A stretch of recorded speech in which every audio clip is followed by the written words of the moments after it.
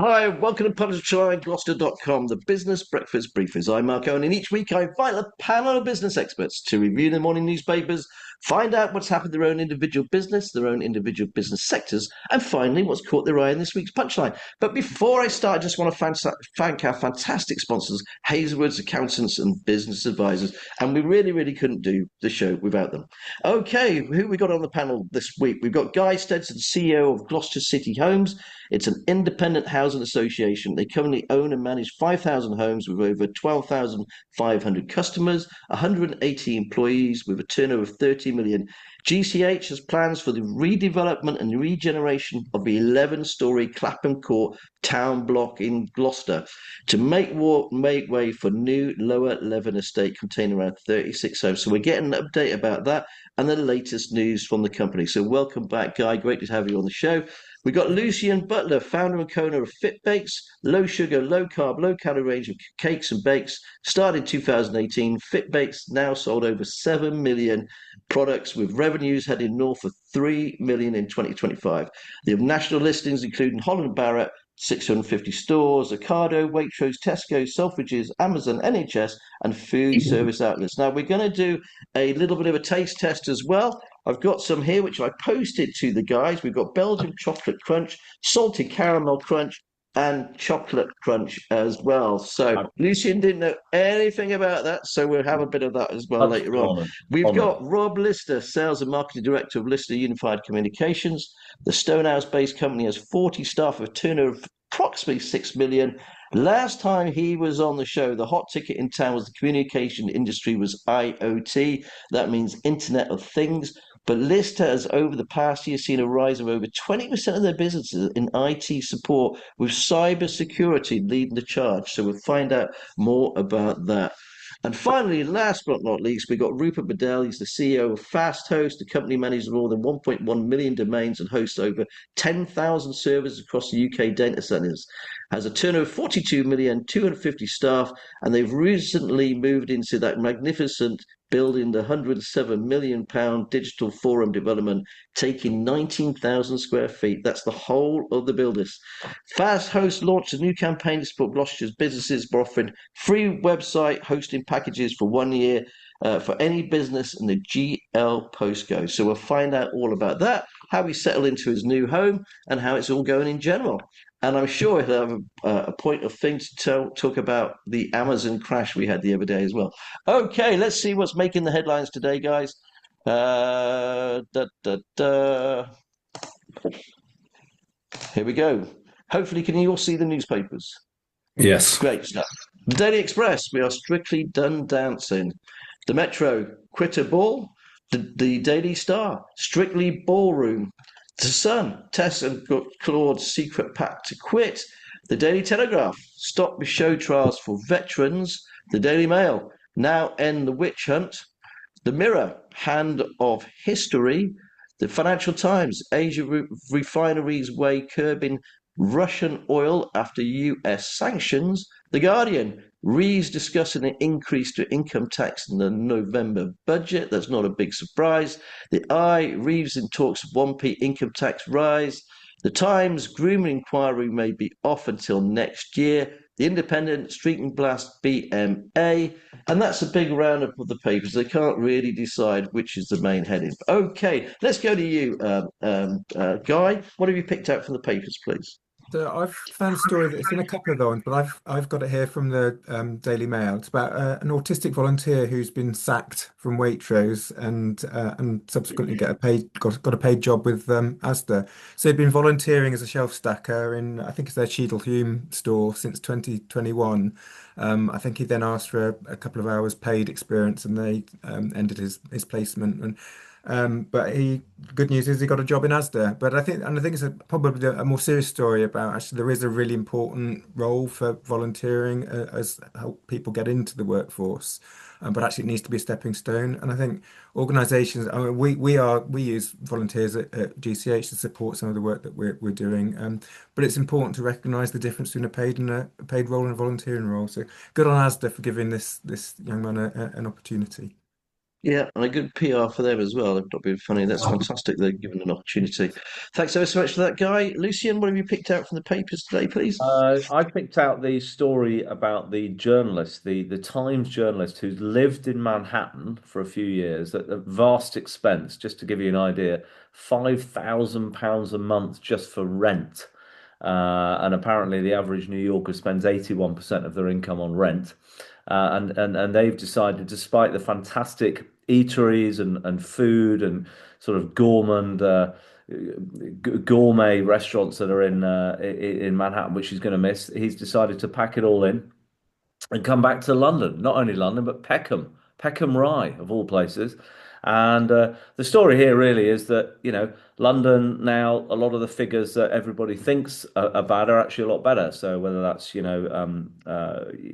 lot of the dangerous incidents, just quality of life just seems to be, they're weighing it up and saying actually London's now got quite a lot more to offer than New York. And it was a nice experience, but has come back, his head's spinning, and he can't believe how anybody can survive in New York. It's just far too expensive, and London has a lot more to offer, which is nice to hear. It's positive. It is great to hear as well. Yeah, and the Yanks are invading. Let's be honest about it. Especially the Cotswolds. They're running all over the Cotswolds at They the are. moment. Yeah. You, you can't move without bumping into David Beckham. Thanks ever so much for that, Lucien. Rob, what have you picked out for the papers, please? In the Telegraph, I've picked out a story about a union boss has to defend one of their officials about a big expense account in Las Vegas, and it was actually the first beneficiaries of our current government's rather interesting economic policy, the railway union. One of their delegates went to Vegas and spent over 1,200 quid on his expense account. Now, Wow. I think it's good to know they're having fun and enjoying their newfound positions. But it leads me into a very tenuous link into a joke I wanted to tell, just to put some levity into this morning. What's the difference between Wuhan and Vegas? Don't know. What happens in Vegas stays in Vegas.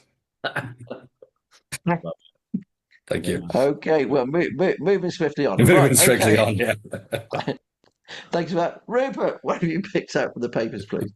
Hiya, Mark. Yeah, I've been reflecting on the story that was kind of the number one story earlier on this week. This is the failure of Amazon Web Services, which impacted a huge number of businesses, a large chunk of the internet. And impacts felt, right here in the UK. We had banks, gaming sites, business services all going down for quite a prolonged period. And what was interesting was the commentary that followed that. Yeah, you had so many people crying out for, why isn't there a hoster available here in the UK? Why do we rely on Microsoft Azure and Amazon Web Services to run the entire internet? And from a Fasto's perspective, it was sort of great to see because it was educating people on where they store their data and the importance of diversifying where you store your data, but also frustrating because there are so many other options for SMEs, including here in the UK. Fastos is a UK hosting company, and most SMEs don't need something the size of Amazon Web Services to host their website. Excuse me. They need simple hosting. They need a virtual private server, all of which you can buy for pounds per month in a business like Fasto. So it's great that businesses are a bit more switched on about their data, maybe thinking twice about storing everything with Amazon Web Services. But we need to do a better job of letting people know that there are UK hosting companies and they're very good. Okay, thanks so much for a fantastic opportunity to plug the business as well, Rupert, already. I Early wouldn't on. miss it, Mark. You know me. Yeah, early on in the show, can't help yourself. I got to ask you, Lucien, because obviously, you sell all over the world. Did it affect you, the Amazon crash? We our banking service is zero. Yeah, it was affected for about an hour or so, I think. But actually, our website and Amazon, we sell a lot on Amazon itself. It isn't. But I would just like to say, Rupert, very quickly, there's a great book called The Vassal State, which I don't know whether you've read, and it is exactly all about that, how we've basically given all our power to a lot of the American server stations, and when things like this happen, we're in a very, very weak position. So yeah, it's a good book to read. That. Yeah, it's just as well as not a crazy guy in charge of the US at the moment that Well, could pull a plug on this at any point. That's right. Thanks ever so much for the guy. Okay, Guy, let's talk to you before we get into question time with all the panel. Guy, obviously Gloucester City Homes, you look after an awful lot of homes throughout the city. The thing I'd like to talk to you about was obviously the redevelopment, regeneration of Clapham Court. I'm going to bring it up here so that people know what we're talking about. If I go to the papers there, but actually to your site, that's your website. To our story. So that's Clapham Court. This is not far. In fact, actually, it's not far from Fast Host's office and from where you're based as well. It's just down the road. How big a building is this, Guy? Well, it's 80. It currently has 80 one-bed flats in there over the 10, 11 floors. And it's other than the hospital, I think it's the tallest building in the city, well, and the cathedral. Obviously, it was built at a time that was well, the kind of the housing needs were very different to what they are now. But so the plan is to bring it down and then to replace it with a sort of mix of flats, houses of different sizes, much more lower level. So trying to sort of mirror the street line. I think the kind of the tallest element would be sort of 4 or 5 stories in the current plans. Lots and lots of work going on over the last few months, really sort of refining those plans, looking at how we make it fit onto the site, maximize the opportunities, create a bit more parking kind of on the site. And current intention is that we'll be back into planning this side of Christmas, all being well. We took lead of the council for a walk around the site, talk through the plans earlier in the summer, kind of getting some positive feedback from themselves. So exciting opportunity if we can kind of make it happen in the next year or so, and obviously change the skyline a little bit, but more importantly, make sure that we've got houses and homes that are really fit for the future on that site. I mean, this is what you guys do. If I go to your website at the moment, this is some of your affordable houses that you've done as well. Really, great bit of work.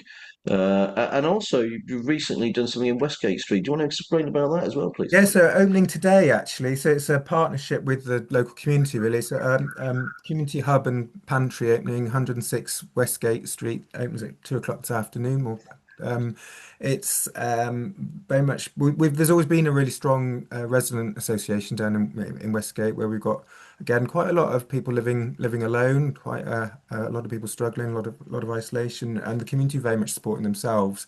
But from those conversations came a recognition actually there's a need for a little bit more, a bit of help around people who are struggling around food, accessing affordable sort of quality fresh food. So Pantry has been developed working in partnership with Community Roots, a local CIC who are involved in a number of projects around the city. It's been supported by young volunteers from Young Gloucestershire's King's Trust partnership, who've basically transformed an empty shop on Westgate into this community hub, which is part of Pantry, where people, it's a membership space. So you come in £5 a year to be a member, but you come in, get what you need, and as well as the support people are dropping in there. So it's an incredible space. I was down there yesterday, just ahead of the launch today, just to see what's going on, and it will really make a big difference to that local community, and Yeah. that's being created by the community rather than anybody else. A lot of people don't realise there's, sort of very, very poor area of the city, actually, Yeah, Westgate down there. So that's fantastic element for the city. Thanks ever so much for that, Guy. I'm going to go over to you, Rob. Let's talk about Listener Unified Communications. Obviously, we talked about IoT before, but now it's all about cyber, isn't it? Look, we've had this serious attack on various. We all know about about Land Rover, Co-op, Marks and Spencers. Must have a big impact on your business then. Well, I think it has a huge impact on everyone's business. Cybersecurity, yes, very topical. Those, the big, huge companies you talk about, have proved they're not immune from it. What did I read? 1.9 billion pounds for Jaguar Land Rovers, the damage it's done. 5,000 companies have been affected by the hack, the attack into them. And that's only classed as a category 3 out of the range of 5 in the level of attacks. You wonder what on earth a level 5 would be. And I'm sure, Rupert, you could fill us in a lot more on that. But yeah, it's something, we all understood in the old days, what is the castle and moat fact, physical protection of our premises, our buildings, It used to be, as I say, the castle and moat, now the fence and CCTV. So that's all good. But, what do we do about, what goes on inside our building? I'd say particularly in the small to medium sized businesses, there's a degree of there by the grace of God go I, hopefully we're too small to be interesting to anyone. Hopefully this, hopefully that, but it's an ever growing, ever more frightening experience for companies because, our real assets now aren't necessarily the bricks and mortar. It's, it's our data, it's our information, it's what goes on. And if you take a typical company that's evolved over time, grown a bit, it's got a range of networks, it's got a range of devices, it's got a range of people within its organization with levels of understanding on it. And so we're increasingly more vulnerable to it. It's increasingly growing sport for some people, whether it's the state-backed guys or down to the kids in their spare rooms. But in the middle, there's some very serious professional criminal businesses out there doing this. So yes, for us, we're trying to work with our clients, to add some more protection. You never can give everyone a 100% guarantee. You can't, there's some brilliant minds focusing themselves on how to make money out of attacking the vulnerable on this. But what we can do is we can build more virtual defenses. For us, yeah, this, it's the IT part of our business has been growing, and this has, been an area that we see more and more growth coming in. We've just taken on a real specialist into the team to lead this for us, a guy called Ollie, who's had years of experience in this and can bring some good stuff for us to be able to bring out to our client base. And we just come across and just launching a new product called Safe Web, very much aimed at the SME business, and it's just this ready to go cybersecurity and insurance product in a box. Does a little bit of, well, it does dark web monitoring for you on your domain names 24/7, provides an instance response, line for you to get the advice and help you need when and if it ever happens. A privacy toolbox with the latest and greatest terms and conditions so you can keep yourself up to date.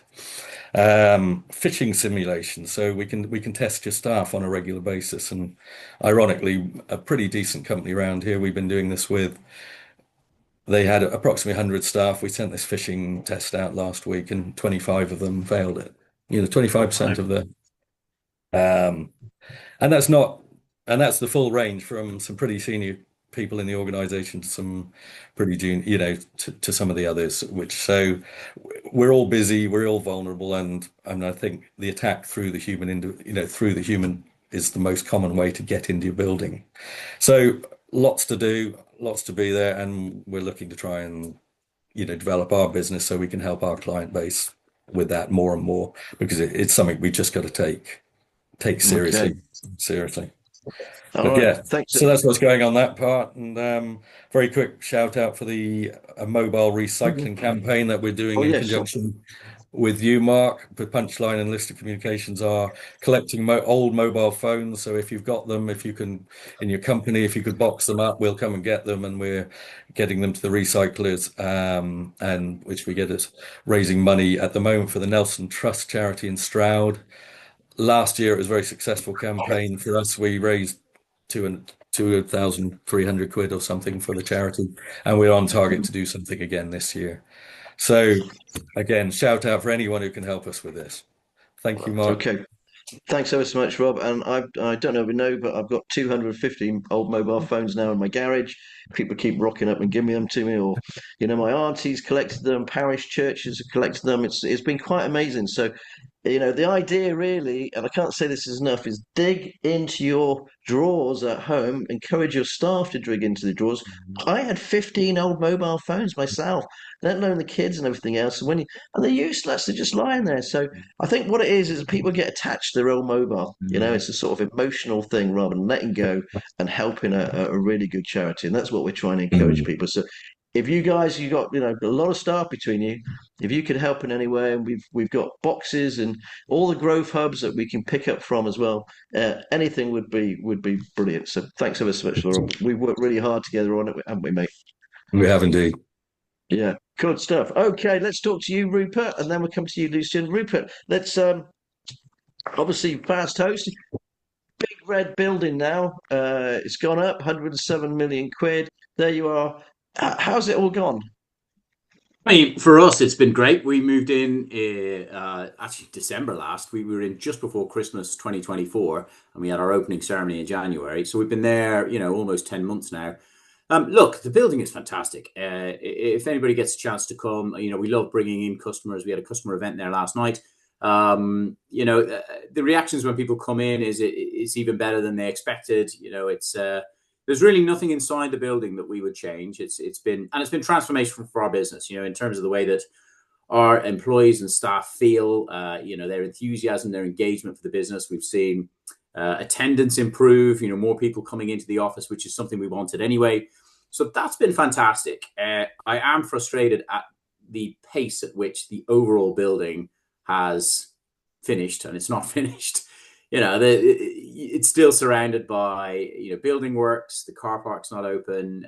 We can't access the terrace. So we've been, to put it bluntly, we've been quite vocal throughout the year saying, when are you going to get this done? To the council, to Keir, to everybody involved.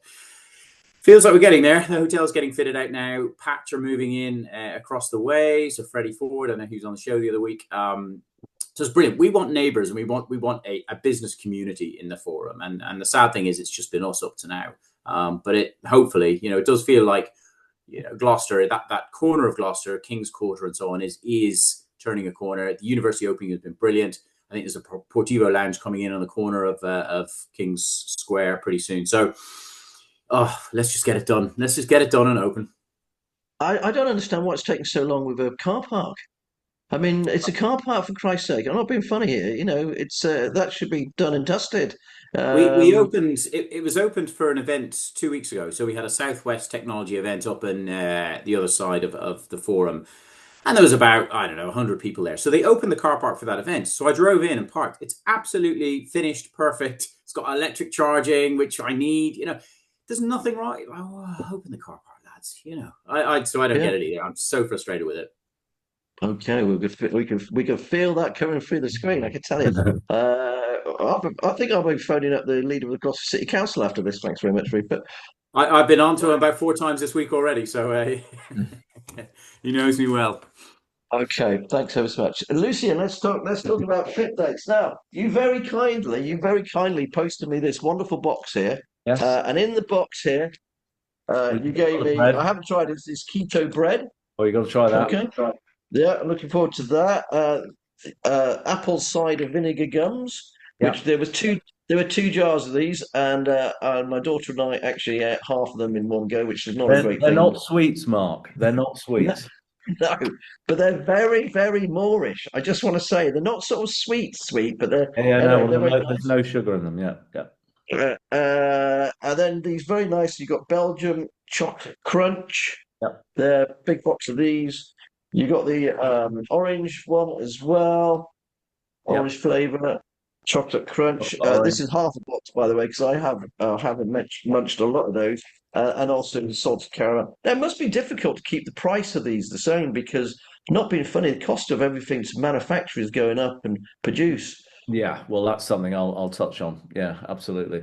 I mean, fundamentally, the cost of, certainly for cocoa, has pretty much quadrupled within the last, 12, 15 months. So that has been a challenge. There is a certain amount of price elasticity in products, but there is a limit also as to what consumers will pay. And we've kind of hit that ceiling, really. I think we're not alone. Many food brands are the same. But yeah, I mean, in a nutshell, Fit-Based Mission is all about really, transitioning people from making what was previously unhealthy, high fat, high sugar, high starch kind of products, largely around bakery items. So we started off with cakes and crunch cakes behind us, which are crunch cakes, these products, and we moved into kind of wraps and breads and bagels, and that's now become the majority of our business, because staple items are very important. We all have sandwiches, we all have toast in the morning, we like wraps, we like bagels and things like that. And they are traditionally loaded with sugar and salt, and they're not really very healthy for you, as we're now finding out. So we've just reformulated them, but we've kept the taste as good as we can, and that's what's resonating with people now. And I think specifically with the number of people that are coming off GLP-1 friendly diets, so whether that's Wegovy, Mounjaro, we all know somebody now, and even if you think they're on them, they probably are. They won't tell you. That figure is off the charts. I've been involved in the kind of weight management wellness arena for 25 years, and when I first started, I remember thinking, well, these figures are only going to go down, so I better get in now. Well, I mean, the figures are worse. I mean, there's more people with type 2 diabetes and conditions that lead to that. So we are becoming a kind of a staple food brand for people that are transitioning from the jabs, from becoming more aware of what they need to eat. Because at the end of the day, it's about changing habits. It's not about being on a diet. It's about changing habits for the long term. So all Fitbex are doing is just sort of formulating products as to where we can, that people can incorporate into their diet easily and not notice a change. So the bread, for example, is an absolute winner. People just love it. So Well, that's a good eat. Yeah.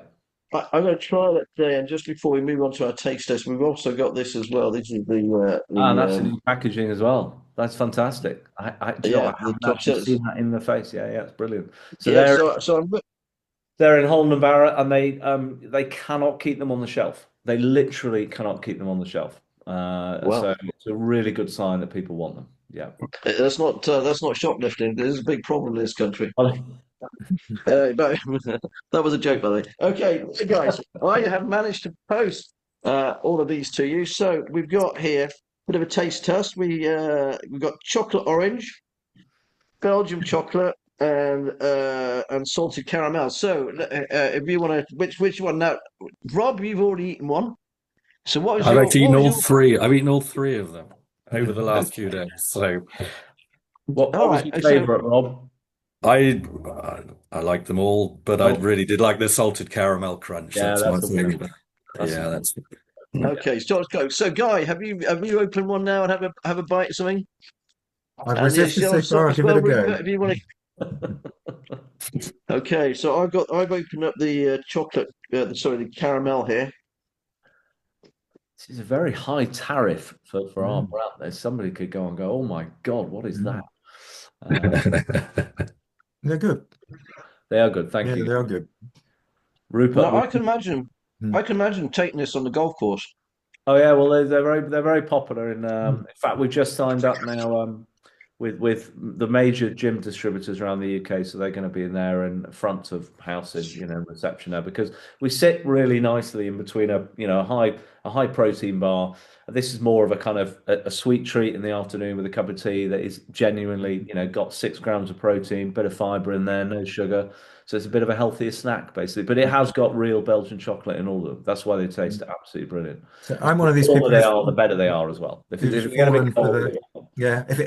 it's got protein plastered all over it, I'll be buying it. But these taste good, I think, because but it's interesting how those trends change in terms of what people are looking for. I think, yes. So this is 64 calories. How much do they retail for normally, Lucien? So these depend. Waitrose, they were retailing for about 130, 140, but that's kind of the sweet point, really, I suppose, at the moment. But it does fluctuate. Again, it's everything's just gone up. I mean, everything's gone up. Food inflation has been meteoric, frankly. So I'm hoping we've hit the ceiling, but we'll see. That sounds reasonably competitive versus the other similar products. I can't remember the brand names of the other, these type of sort of energy, kind of but healthy bars. I'm glad you can't remember them, Rupert. We don't want to talk about them on here. No, I won't mention them. But my guess is that they retail around kind of £2 for a bar. 3 or 4 quid. Yeah, 3 or 4 quid. Yeah. They are small. They are mini bars, but it's the repeat purchase rate on these are really high for FMCG. In fact, all our products, we're in the high 50s, 60s, which for any food product is pretty phenomenal. So it's right. Okay, so I've got the orange one now. Have you all tried the orange one, Rob? Now you've already tried it already. Did you like the orange one? Yes, I liked it. Yes, Definitely got the orange flavour came out in it, which was good. Good. Yeah. Let's Well, move good. on, Mark. You've done a great PR job with Fitbase, but I do feel that we need to speak about everybody else. I'm enjoying this bit. We actually get to Yeah. exchange rather than chat. Yeah. I'm quite happy to keep going with this. We should get a vodka brand on and do the same thing. I will We get did some have goodies over Neptune. to all of you, Rob, Guy, and Rupert. I'll get some goodies over so all your staff can try some. I think that would We be love that.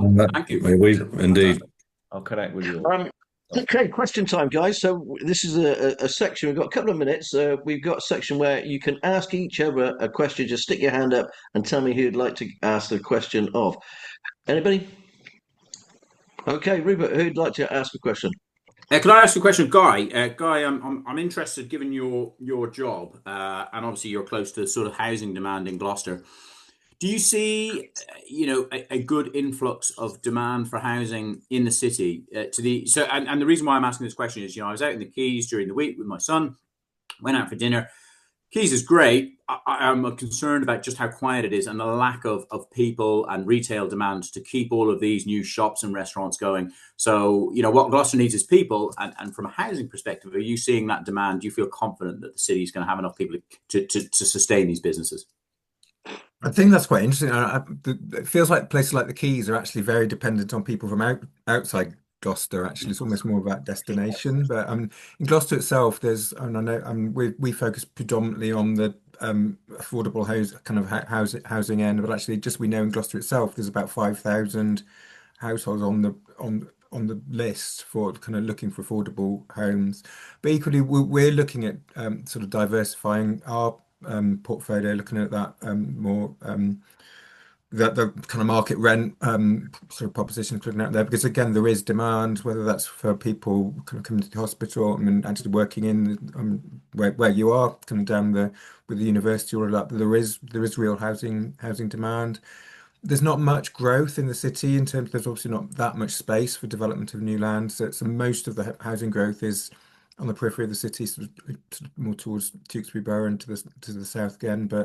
And by and large, whether it's for sale or for rent, the demand is there at the moment.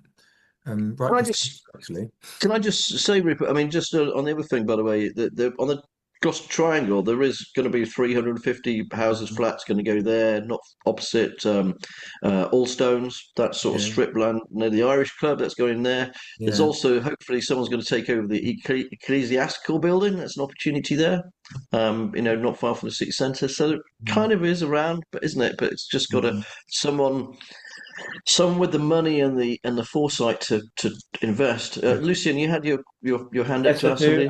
Actually, it's to all of you, because you all employ a lot of people. I don't know about yourself, Mark, but I certainly know Rob, Rupert, and Guy. I have 3 children, all have graduated from university, or just about to, and they're all struggling to find work. So I'm asking you as owners, what's the best way to cut through to get to you guys? What do they have to do?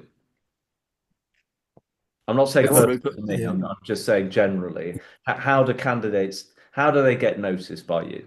What do they do? If I could answer that from my perspective, I like people to approach us directly. So not through Indeed or these platforms. Not through the agents, not through things. If they can make the effort to contact us directly, they're already ahead of the curve as far as I'm concerned. They're showing a good level of initiative. Like that. Yeah. Do you know what? That's a really tough question to answer. I can give you a flavor of answer to that. So I was at a conference last week in Berlin, and we had an AI expert talking us through everything that's about to happen with AI. And that's obviously a very relevant thing to our business.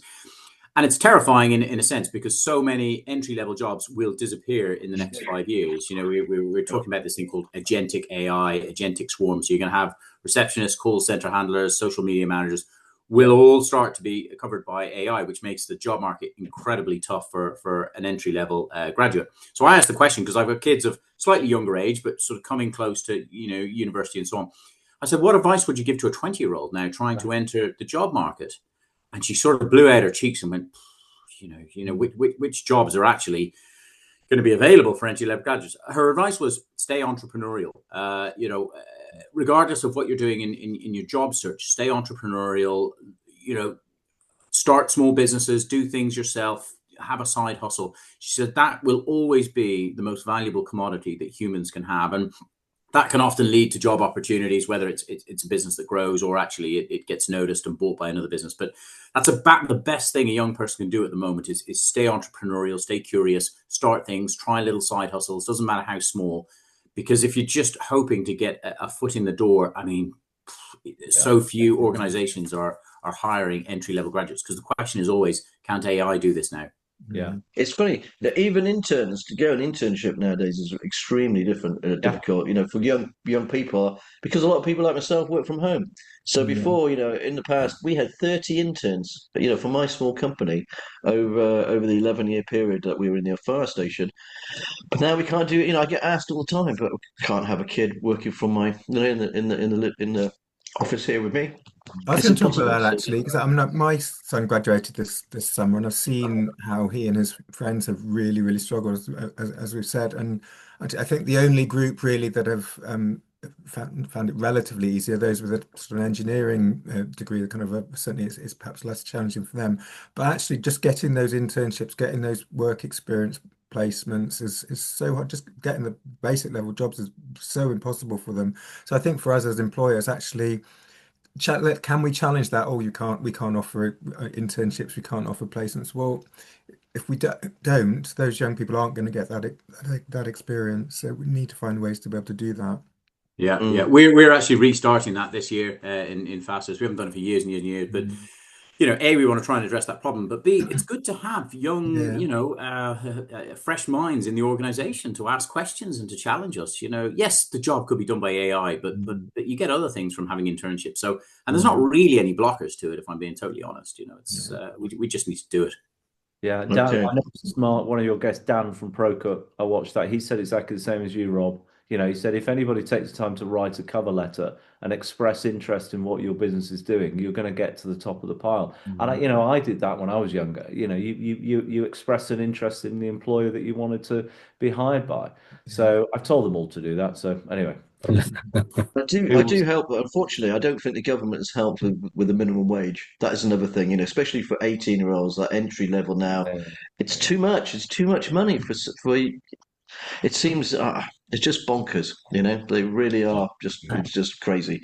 And unfortunately, guys, we're running out of time, so we're going to very, very quickly go to the pick of the punchlines. Rob, I'm going to start with you. 30 seconds, please, mate. What have you picked out from Punchline? A couple of quick ones. Thank you for running the story about our company charity quiz event earlier this week that raised £2,000, and shout out to Hannah and Julie in particular for doing so well. The other one was the success of the Gloucester University City Centre project. And they've reported £44 million of social value. Well, I don't truly understand what that means. I still think it's a great success, and I think regenerating that part of Gloucester alongside the forum is all really, really good news for the middle of Gloucester. Okay, thanks for that. Guy, what have you picked out for us? I spotted that story that the county council's making just over £1 million available to funding for grassroots organisations. I think each of their councillors has got 20,000 to spend over the next few years, and it looks like there's a proper application process rather than just dishing it out. So it's good to see that they're supporting those real small grassroots organisations. No, I totally agree. Great story. That Lucien. I'm going to talk about the King's Head. Your title at Linchpin, pivotal rural pub closes its doors. I just find it absolutely sad. Nikki and Joe Chappell took it on in 2022. By the sounds of it, they threw everything at it, doing open mic nights, music events, brilliant quizmaster, evenings. Great picture here of landlord Joe, and sadly they've had to shutter it. And there's a bigger problem here, which is people need other people. They need a community. And the great thing about pubs, as we all know, whether you drink or you don't drink, it's a connection point. It's a chance to meet other people and talk. And that's what's more worrying to me long term. But it's a breakdown of this kind of community fabric that is just, really, really tragic. And you can see why so many people are lonely and then have mental health problems as well, isn't it, really? Thanks ever so much. Yeah, very, very sad story. I totally agree. They worked their absolute socks off to make that work. They really, really tried, and it's so sad, Okay, Rupert, wrapping up with you. What have you picked out from this week's Punchline, please? Yeah, linked in a way to Lucien's point. Mine was less about community, but just seeing the closure of Pizza Hut and that, you know, being a nationwide one, it concerns me. And it's back to the point I asked Guy about, you know, does Gloucester have, you know, the right balance of people, demand, and restaurants, and how these restaurants can survive and thrive. I'm as passionate as anybody about seeing Gloucester grow and have a, you know, a better nighttime economy and all these things. But when you see these closures happening, we saw TGI Fridays and others. You know, it's not a Gloucester problem; it's a national problem. But you know, what's coming in to fill that space? It's concerning. I don't think having two giant gates on the end of a street, by the way, I don't think that helps too much either. But that's a time for another story. Okay, unfortunately, that's all we've got time for, guys. I just want to thank our fantastic panel for joining us today. Thank you, Lucien, for our wonderful fit traits. I really enjoyed them as well. If you like the show, please like, share, subscribe, and we'll be back again next week. But remember, in between, it's all in the punchline. And a big thanks to our sponsors, Hazelwood's Accountants and Business Advisors. Cheerio, bye. Thanks, guys. Right.